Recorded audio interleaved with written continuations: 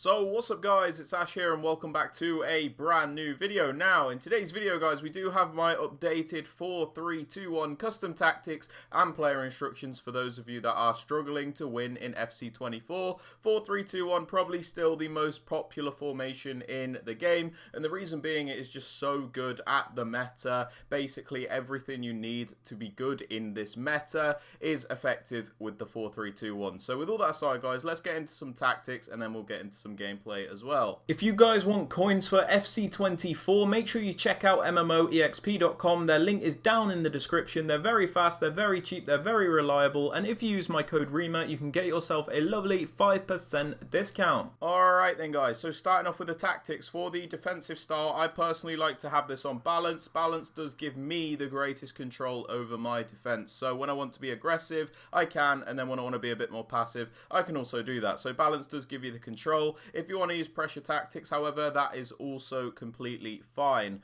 Moving on to the defensive width, guys, I prefer a more narrow and compact width to stop my opponent just being able to attack me right through the middle. But we still maintain some of the natural width by having it on 40 as opposed to something like 30, so we can still cover the wider areas if an opponent goes down the wing. Now moving on to the depth, guys, you do have a couple of options here. You can go for the 71 depth option, one that was really overpowered before the patch, and to be honest, still very, very good. Basically, you get the automatic press from the AI, basically defends for you, but again, it did get a little nerf. Not a massive nerf, but it's not as good. The depth I like to use is 60. This means I still keep a high defensive line, but my players aren't always pressing like crazy, so I do prefer this at the moment. And then if this defensive line is too high, you guys can go to something like 55 depth or even like 50, and that is also fine. So just pick a depth which works for you. For the build-up play, guys, I like to have this on balance. Now the reason I have this on balanced is because balance gives you the most control when you are building up the play. So when you want to play slowly, you can, and then when you want to speed it up and play a bit quicker, you can also do that. So balanced is probably the best in my opinion, guys. Moving on to the chance creation, very important one, direct passing. Now the reason direct passing is so important is because when you use this setting, it's the only one which will actually break down that park the bus defense. Because what happens is your opponent will be camping in the box with all of his defenders back. Your attackers will trigger these runs, right? And then when your opponent's defenders follow that run that your attacker's made, your attacker will then often track back so you can cut back to them. So a little bit boring, but it is very effective nonetheless, guys. Now moving on to the width, this is the same as the defensive width for me. The reason being is I don't want to make this crazy wide, otherwise it plays out more like a 4-3-3, and that is not what we're going for. We're going for a 4-3-2-1, a more narrow formation, so we don't want to make it something it is not. For the players in the box, guys, I have this on 6. This is so I can get a few players into the box to finish off the chances, but I don't overcommit everybody. For the corners and the free kicks, guys, you can do what you want, but I just have these both on 1. Sorry to interrupt the video, guys, but I have noticed around 90% of you that watch the videos are not subscribed to the channel, so if you are enjoying the content or finding it helpful, please consider adding that subscription as it does help me out massively. Also, don't forget to drop a like on the video as well, and with all that aside, guys, I hope you enjoy. Let's continue. Now, for the player instructions, guys, on the striker, I just have them on stay central and mixed attack. I like stay central in this formation because you always know where your striker's going to be. They're always going to be in the central areas, ready to pick up the ball, ready to do their job as a striker. You don't really need them drifting out wide. They don't really do what they're supposed to in this formation. So stay central, very good in my opinion. We also have them on mixed attack, but if you like, you can do getting behind. The reason I prefer mixed attack personally is because I feel like I get more out of the play. You know, sometimes they'll come short, allows you to get them involved in the build-up. It's just a bit more varied than just always getting them in behind, if you get what I'm saying. But you can do getting behind if you would like to.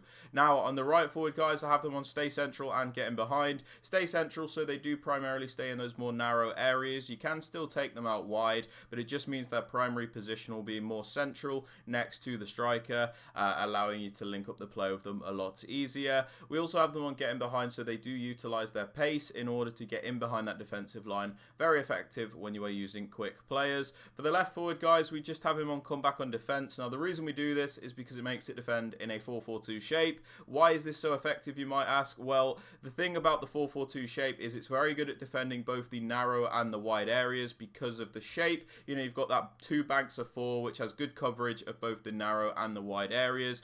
So it's very good in the defense and very good in the attack. So comeback on defense will make this player defend as a left mid in the 4-4-2 shape, guys. Now, moving on to the right centre mid, because we said this defends in a 4-4-2, you can get away with using an actual attacker here because this player on the cover wing instruction will defend as a right mid as opposed to a right centre mid. So you don't really have to worry about their defensive stats as such. So just have this player on cover wing, get into the box for cross and get forward. If you're using an attacker here, this is perfect, guys. Somebody with a high work rate, however, is the best, like somebody like Griezmann, for example.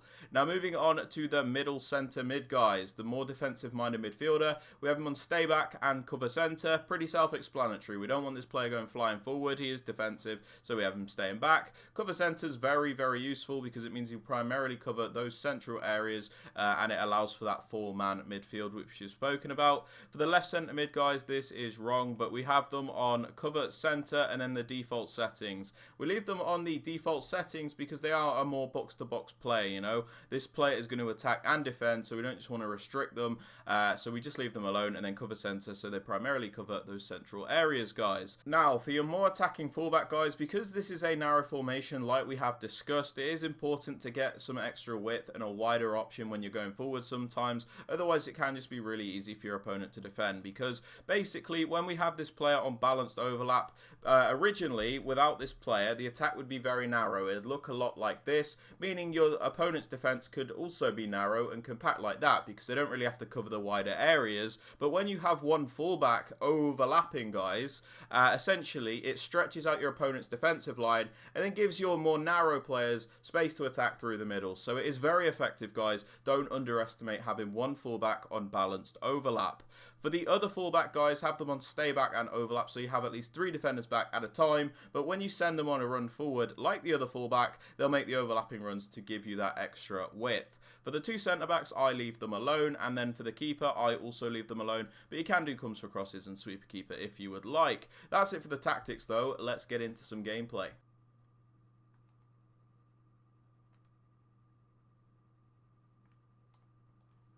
There we go, ratty goal, but 1-0. That's what this formation's good for. The full meta stuff, guys. So if you want to be full meta, I would suggest the 4-3-2-1, as that is what it is primarily good at. Oh, what a save, man.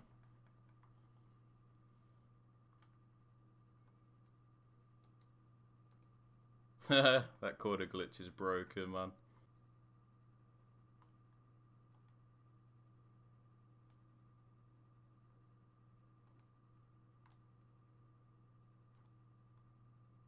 Nice, 2-0. Good stuff. Let's go. Damn, that was a poor touch from Griezmann.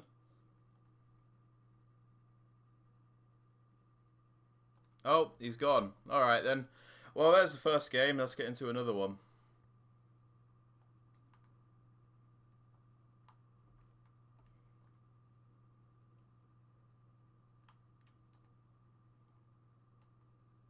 What a goal. 1-0. Good stuff. Let's go, man. There's the overlapping fullback, look. Stretches out your opponent's defensive line. You can maybe get the cross in. But we've got to... Oh, what? What happened? What? Huh? What happened? What? Hey? I went for the shot. That was circle, man.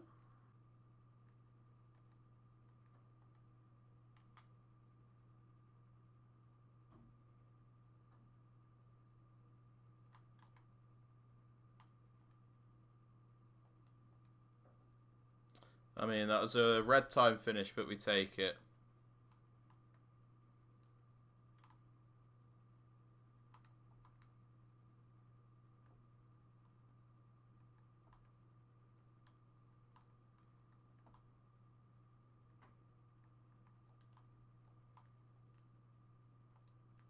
Kick off.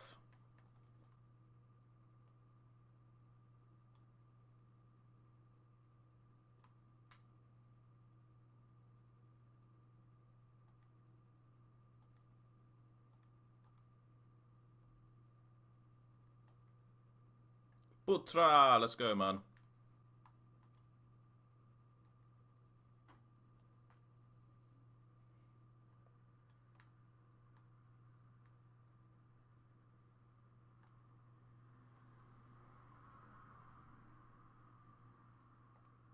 Bro, this guy's so good. But Trigueño is actually disgusting, man. Nice.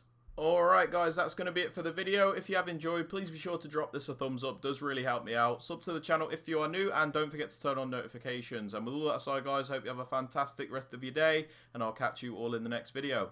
Peace.